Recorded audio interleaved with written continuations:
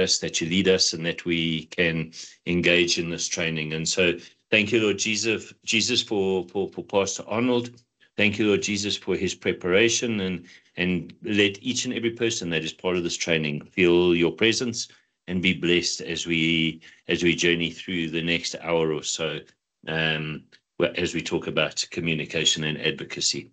We thank you, Lord Jesus, for this time together. Amen. Amen. Thank you, Pastor Mike. So tonight we are going to first look at the first part of the training is about communication. Now, the objective of this module is to develop chaplains' skills in communication, helping them to deliver sensitive news, how to provide comfort, and advocating for spiritual and emotional needs of those they serve. So firstly, in section 1, we're going to look at the foundation of effective communication. The first part, the first foundation stone for effective communication is to have an active listening. Now, active listening is one of the most important skills a chaplain can develop. It involves fully concentrating, understanding, responding, and remembering what the other person is saying. This form of listening is essential for offering meaningful support. It's easy when someone talks to you to say you listen, but you did not really listen. Now, active listening is the skill you develop to tentatively listen to what the person is actually saying and not just go, and you haven't really grasped anything the person is saying. There are some tips for active listening. First of all, maintain eye contact when culturally appropriate. There are cultures that it is inappropriate for you to look someone in the eyes when talking. Avoid interrupting the speaker. Allow the speaker to finish speaking. After the person has spoken, paraphrase or reflect what the speaker is saying to ensure that you fully understand what has been shown or spoken. Show empathy through non-verbal cues, nodding, leaning slightly forward, etc. And if you're not sure, ask clarifying questions to better understand the situation. This is very important for us when we communicate with someone to listen tentatively. You actually show the person that you not only care, but that you do listen to them as well. The next one is non-verbal communication. Now, when it comes to communication, about 71% of what we do and say is in our words. 29% is in our actions and sometimes more. Now, non-verbal communication is through your body language, your tone of voice, your facial expressions, and your non-verbal communication can convey even more than what your verbal communication does. You can say to a person, understand, but in your body language, you're actually showing him, listen, I have no clue whatsoever what you're talking about. Now, tips how you can improve your nonverbal communication is be mindful of your own body language. Become aware of the cranks you have, the things that you have when you are listening to people. How do you respond? Go and look at yourself when you're just at home talking to someone. How are you responding? How are you using your hands? How are you sitting? How are you, what's your facial expressions? Also be aware of the other person's body language and how it may reflect their emotional state. Now, my first director of training, under whom I felt, did a study and actually a degree in it on the person's body language when it comes to counseling. And he found that most people will say one thing, but their true feelings and emotions are reflected in their body language. So be aware. Look at how the person's body language is and learn from it. When you're speaking, use a gentle and comforting tone, especially during moments of emotional distress. It's not going to help you to get angry because this person is becoming sensitive. So be gentle and be comforting. The next part is when we have to deliver difficult news. Delivering the difficult news is never easy, especially when it comes to bringing news of a child being lost, someone being kidnapped, or someone being killed. The first step we need to do when it comes to delivering difficult news is we must prepare our mindset. Because delivering bad news requires compassion, care, and preparation. As a chaplain, you should focus on the following. First of all, understand the situation and circumstance. Make sure that you gather accurate information, that you understand the full scope of the news before you go and deliver the news. If you're not sure of all the facts, first get all the facts. Don't just jump in your car and rush off, but make sure that the information you have is accurate, but you understand the full scope of what the news that you must deliver and how you need to do that. Secondly, prepare yourself emotionally. Anticipate the emotional impact of a news and prepare to offer support immediately afterwards. I think the worst thing one can do is delivering bad news and not being prepared to comfort people. It's very insensitive when someone starts to cry and you don't offer them a shoulder to cry on or comfort. Now, there are some key strategies when it comes to delivering bad news. The first one is we must be direct but compassionate. As chaplain, you must use simple, clear, and straightforward language, but in the same manner express care and compassion in your delivery. For example, I'm so sorry to tell you this, but, and then you state the news that you have to bring. So be direct, but also be compassionate. Don't be a rock, emotionalist when you bring the news. Allow for emotional response. After delivering the news, allow the individual to process the information, express their feelings, and be patient. Don't rush them. Allow them to process what has been said and then allow them to respond. Next, once you allow them for emotional response, you must provide comfort. You can offer reassurances such as, I'm here for you, or we will get through this together. But avoid offering false hope. We must always be honest while maintaining hope. For example, there are still options available, and we will explore all possible options that there is. Next, make sure the emotional state of comfort level.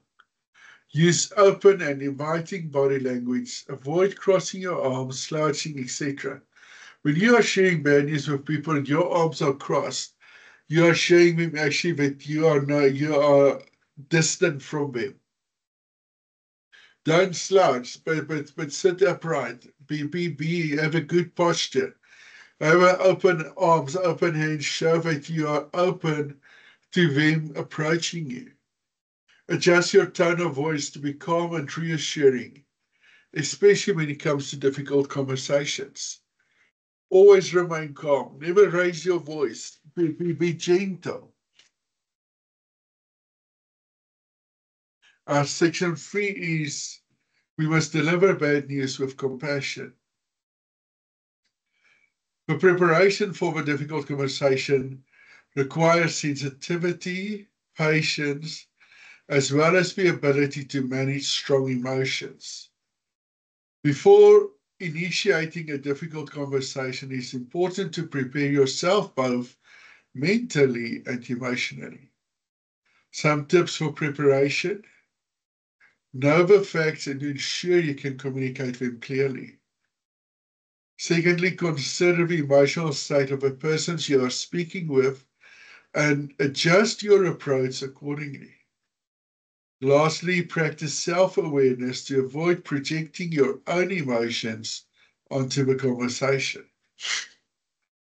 It is so easy to project our own emotions and feelings into conversation instead of allowing the other person to share their emotions, etc. Now, there's what we call the SPIKE protocol when it comes to delivering bad news. The acronym SPIKE stands for the following. S stands for setting up a conversation. That means find a quiet, private space to talk.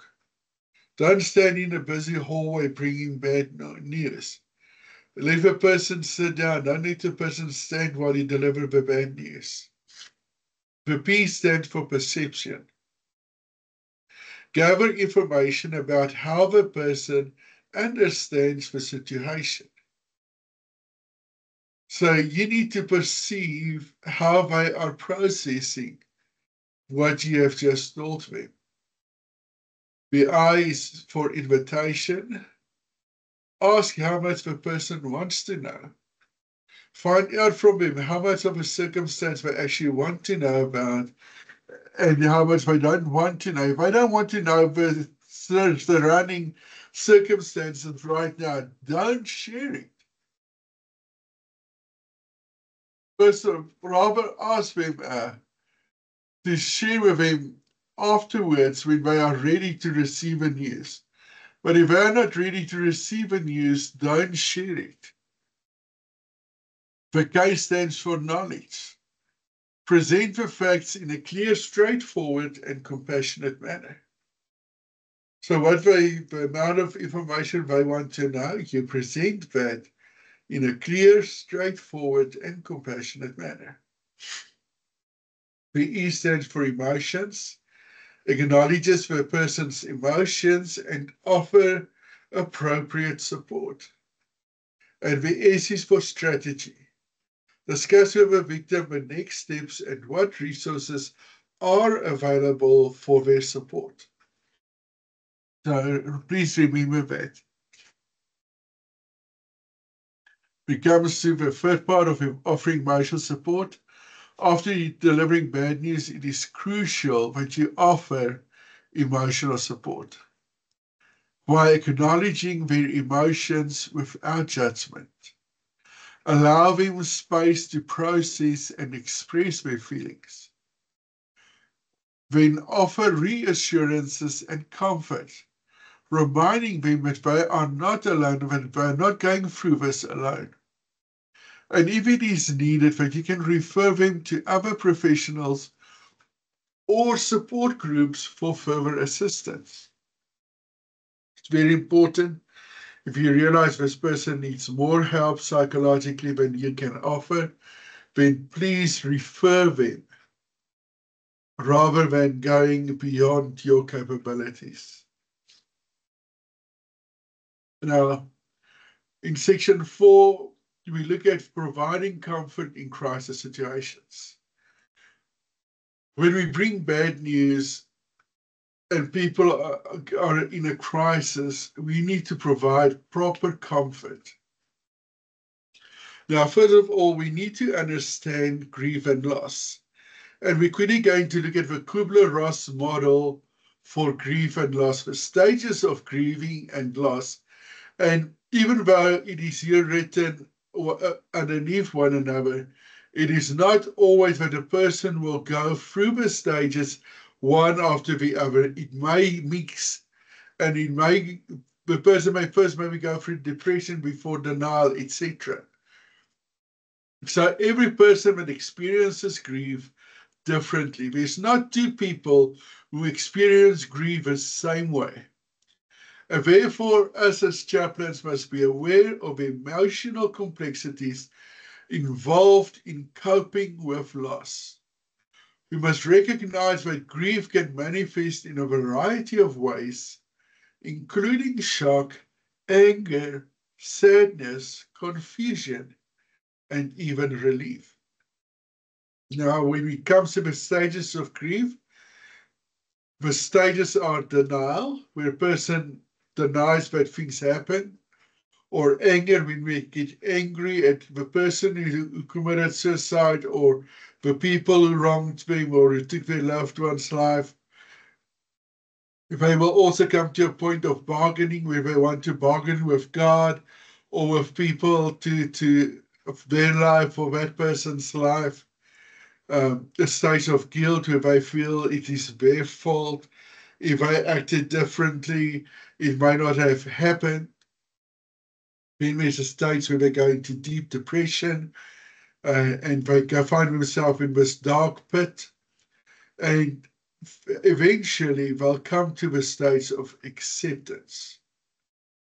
So it is important for us to remain patient with those who are grieving and avoid rushing them through these stages. Now, these stages are not chronologic.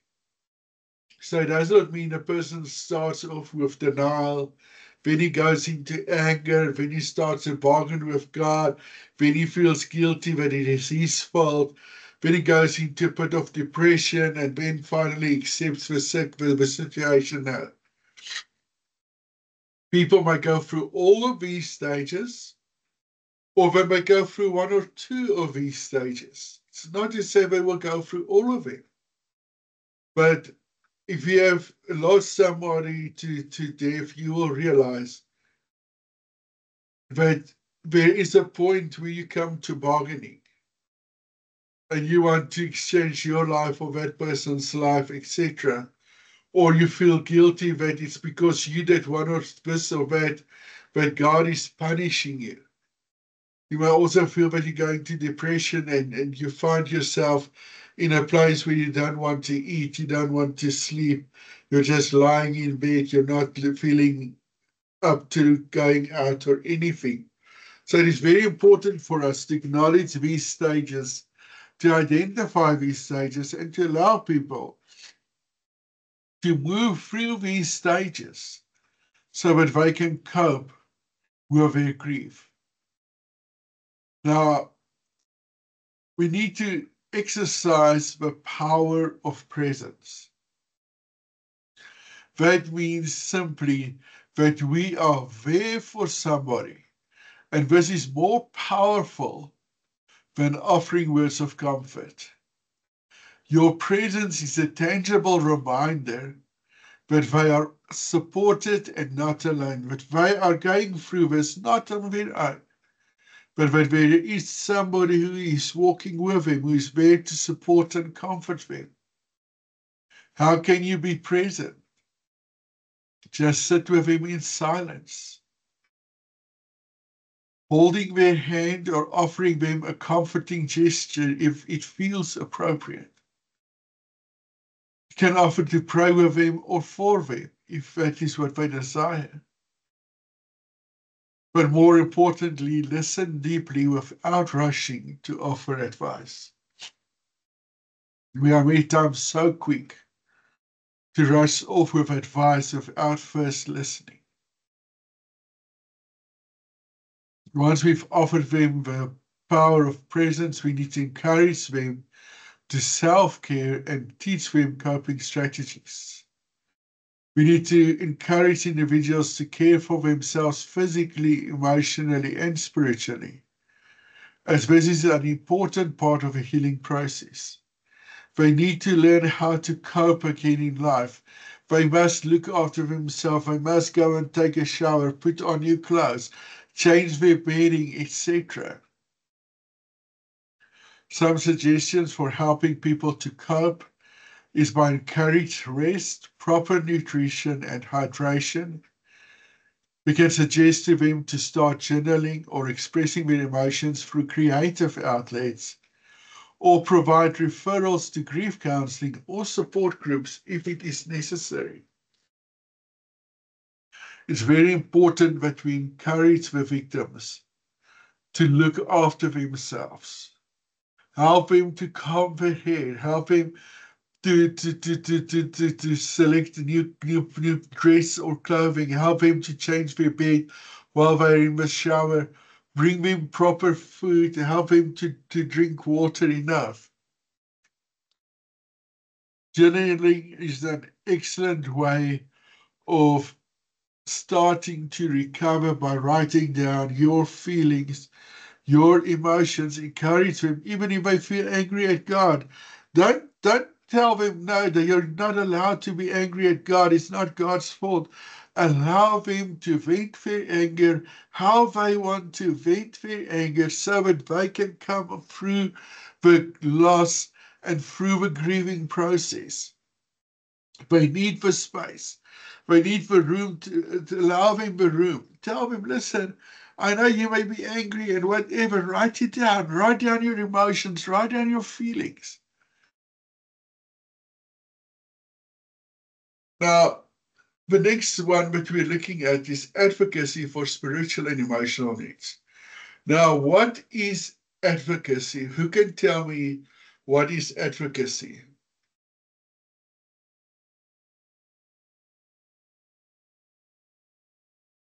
Who's brave enough to tell me what is advocacy?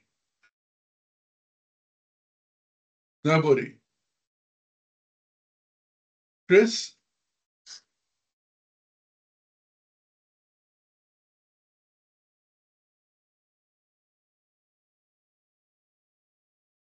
I can't hear you, Chris. Yeah, can you hear me now, Pastor? Yes. Okay, cool, perfect. So I think I've got the wrong meaning here. But I would say, advocacy is when you want to advocate for someone, is, when you want to vouch for them and you're willing to help them through their case. If I had to look at it from like a lawyer perspective, so to say, if you advocate for someone, you're there to help them win their case, help them through their case, that sort of stuff. Okay, but like I said, I might have the wrong. Pastor Mike? I didn't get right to do. Yeah, no, look, I mean, I'm on the same page. I think that it's certainly in terms of the ministry of presence, it's about being there. So yeah, all is good, eh? Okay. Kanye?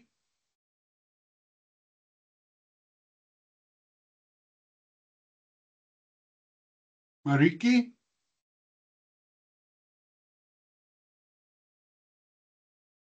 I think it's speaking on, like representing on or speaking on behalf of something or someone. Okay. 100%. When it comes to us as chaplains advocating for other people, here we specifically can talk about the prison ministry, people in the hospitals, hospices, or frail care, etc. We speak and get involved to ensure that individuals' spiritual, emotional, and psychological needs are met, especially when it may be overlooked by other systems or institutions. So it is very important that when we advocate for people, we do it on behalf of them to ensure that they are properly, holistically cared for. This is important, especially in settings like hospitals, prisons, or military environments. So some examples of advocacy needs is where there's no access to spiritual practices. For example, places of prayer, of worship, or rituals. Secondly, confidentiality and respect for spiritual beliefs. And thirdly, emotional and psychological support during times of stress or trauma. I believe Pastor Mike can tell us more about advocating for prisoners in the prisons when their rights are discarded or put aside, or they have specific needs for prayer or support groups that the prison does not supply, and how they can advocate for that through places or groups like Kairos Prison Ministry. Pastor Mike, you've got something to share?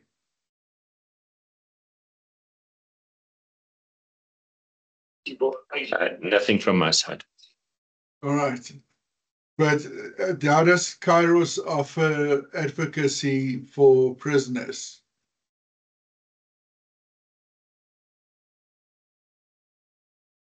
Sure. Sorry, I'm having a bit of struggle here hearing you.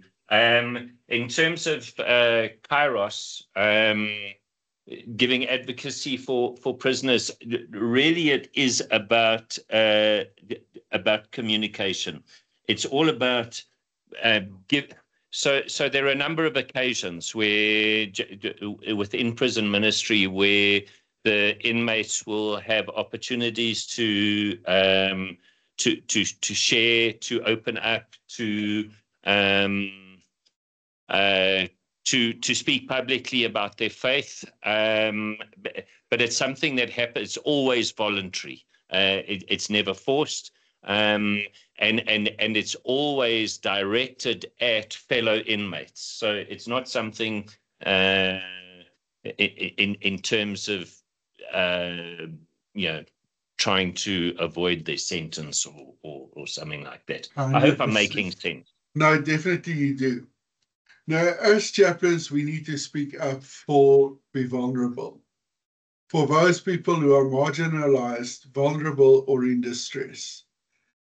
This includes advocating for patients' spiritual rights in healthcare, ensuring that people facing incarceration have access to pastoral care, or providing comfort to individuals in high-stress professions like the military. Some key tips for advocacy is listen to, as well as respect the individual's needs. Support the individuals in their spiritual journey without imposing beliefs. We need to respect cultural, religious, and personal preferences. And we need to work hand in hand with medical, legal, or institutional teams to ensure the proper holistic care. We need to always, when we talk to people, listen to both sides. Don't always just take one person's side above the other, because a side always, in any case, has three sides: yours, mine, and the truth. We must support people as persons in their spiritual journey without imposing our beliefs or someone else's beliefs. That's why when we advocate for people's right to their spiritual care, even if it is a Muslim and he needs to go and pray 3 times a day, you will advocate for that and ask, listen, this is his religious right. Please help him. Please see how you can accommodate him. Even while you're a Christian, still respect that person's religious belief and their religious or cultural preference. Because that is what we are there for. To stand up for people irrespective of race, culture, tradition, or language. You must help them to facilitate access to resources. Chaplaincy is not just about spiritual care, but it is also about connecting individuals with the resources they need so that they are able to cope with life challenges. This may include that we connect them with mental health professionals, help them with legal assistance, help them by getting them to proper support groups or family services. So it's very important that we connect these people to the right people that can assist and help them in this circumstance. Some resources you can consider is things like mental health counseling, addiction recovery programs like Alcoholics Anonymous, Narcotics Anonymous, Gambling Anonymous, etc., financial aid or assistance, proper community support groups that they can join, as well as family and marriage counseling. Now, how do we build and maintain effective relationships? First of all, in order to maintain an effective relationship, where we must build trust and rapport. In any pastoral relationship, trust is the foundation of it. If a person does not trust you as a pastor or as a chaplain, they are not going to share with you. So as a chaplain, we must focus ourselves on establishing a safe as well as an open environment for individuals to be able to express themselves. How do we do this? We must be consistent and reliable in our interactions. If we are not consistent or reliable, they are not going to trust you. We must show proper compassion and respect for the other person's dignity. We must keep confidence and maintain boundaries. Be patient as trust is built over time. Trust does not come overnight. That person needs to see that you are consistent, that you are reliable, that they can keep you in confidence, that you're not going to blurt out everything that they're saying to you. The next thing is we must balance compassion with professional boundaries. And you're still going to see when we come to ethics as well, we're again going to talk about professional boundaries. It's important that we set professional boundaries when it comes to dealing with people, whether it be in counseling or in advocacy for people. While having compassion is key, we as chaplains must also be mindful of maintaining appropriate professional boundaries in order to avoid us burning out emotionally or over-identifying with those that we serve. Today, pastors across the board are burnt out because they have not learned to set proper boundaries. They have not learned to put barriers between family and church and congregation. Same with chaplains. We need to make sure that we set certain boundaries. You must always maintain a professional distance, especially when you are dealing with emotionally charged situations. A person who have lost a loved one, especially when it comes to male chaplain or female victim, or a male victim and a female chaplain, if we do not set proper boundaries, this person can, in their grief and loss, suddenly feel attracted to you, and this can lead to serious relationships, etc., which is not good. So it is important for us to make sure that we maintain professional distance. We must avoid becoming overly involved in personal or family matters. And if you feel that you are overwhelmed by the circumstances or the person, go and seek supervision or peer support. Ask if there's somebody else that can come and assist this person. This person is overwhelming. This person is overburdening me. I need some space. I need some room. Realize when it is needed for you to search or look for help and assistance. In conclusion of tonight's lesson, it is important for us to realize that effective communication and advocacy are core elements of what it means to be a chaplain. If we can develop active listening skills, we will be able to deliver bad news with empathy. We will be able to provide comfort in situations where there's a crisis, and we will be able to advocate properly for the spiritual and emotional needs of those that we serve. As chaplains, we will then be able to make a profound impact on the lives of others. Remember this: your presence, your understanding, and your compassion is a beacon of light for those who are navigating difficult times. So make sure that they are aware of your presence, that they see that you understand and listen, and that you show compassion. But you are there to support and help them. I thank you. Is there any questions?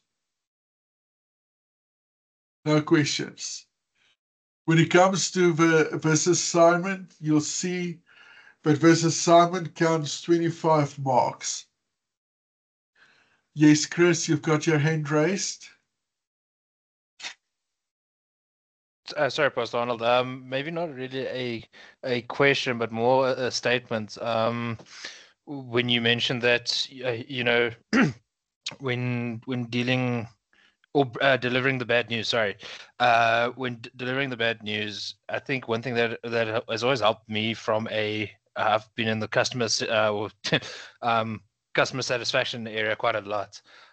Is one thing that I've been taught is that if you treat the customer how you would expect to be treated, then your chances of having a successful engagement is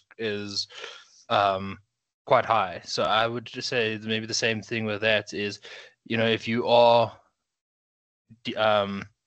assisting someone or breaking the news with someone, and if you ever in the wrong of wondering, am I doing this right or am I not doing this right or anything like that, you can then I think it's a good moment to reflect on your own actions and say, okay, but is this how I would want someone to break news to me, break the news to me, you know? And I think that would be a good way to, or a good indicator for you as a chaplain to understand, okay, am I doing it right or not? Amen. Thank you for that. So it is very important when we look quickly at the module. The question is a 25-mark question that says, how do you understand communication and advocacy? So I want you to take this 14 slides and put it into your own words. Add the tips, everything that you see in here, the advice you see in here, what you've heard me say about it. You start off with active listening involves the foundation of effective communication, and then build on that. Build on active listening, tips for active listening.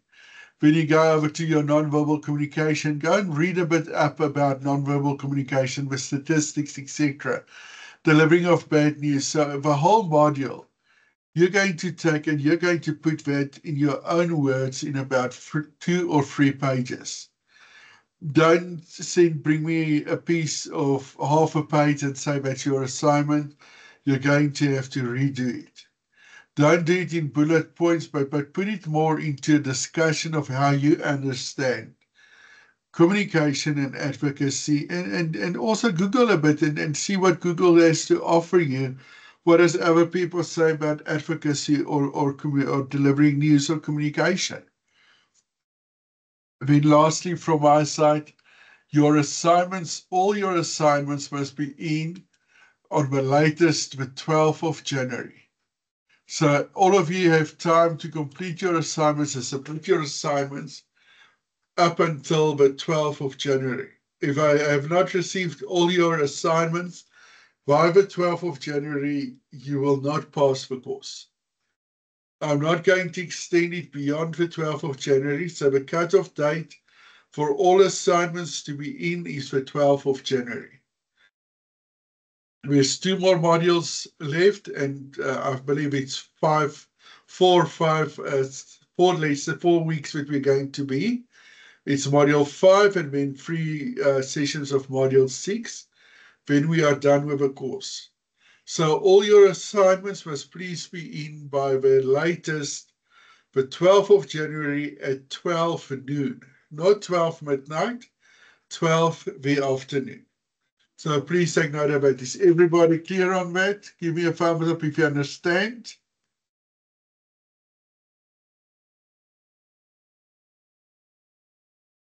100%. Thank you so much. I'm going to ask Kanye to close for us in prayer. Yes, Kanye, you've got your hand raised. Okay. Pastor Arnold, I am struggling to see the other attachment, the second attachment on assignment 2, assessment 2. I'm struggling to open it, so I just wanted to find out if anyone they were able to open it. If there's a specific way, maybe that I need to. No, you need to have Microsoft Excel to open it. So you can send me a message on WhatsApp and I can send it again to you, but you need to have Microsoft Excel to open it. Okay. All right. Would you close for us in prayer? Okay, may we please bow our head? Oh, there's a hand. Pastor Mike, you've got your hand raised. My apologies. Sorry for interrupting you as you were getting into a moment to pray. I just want to say that I have a similar problem with opening that Excel spreadsheet. I have a firewall that is preventing me from opening it up, but it's fine. I'll figure out a workaround. Thank you. 100%. Thank you, Pastor Mike. Can may we please bow our head? Father, in the name of Jesus, we thank you, Lord God Almighty. We give you all the glory. We give you all the honor and the adoration. We thank you for this lesson. We thank you, Lord God Almighty, for being equipped.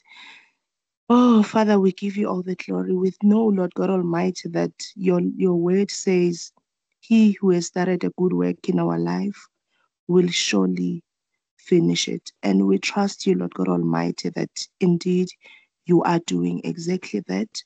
We thank you, Holy Spirit, that we cannot do anything without you. And Lord God Almighty, you are leading us with your Holy Spirit as we are being equipped in this course. We thank you for SAFRIC. We thank you for the leaders in SAFRIC. And we thank you that you are giving them long life and you are protecting them.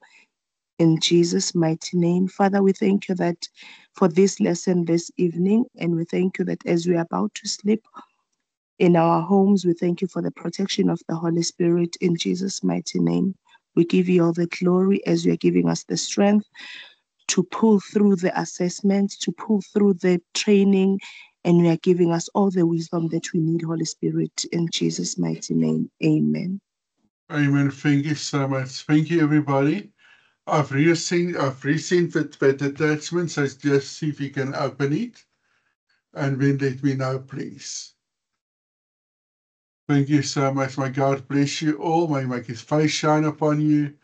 May His peace guide your hearts and your minds in this week. And we'll see each other next week, Tuesday again. Blessings, everybody. Thank you, Thank you, Pastor. everyone. Have a good evening, everyone. Good night.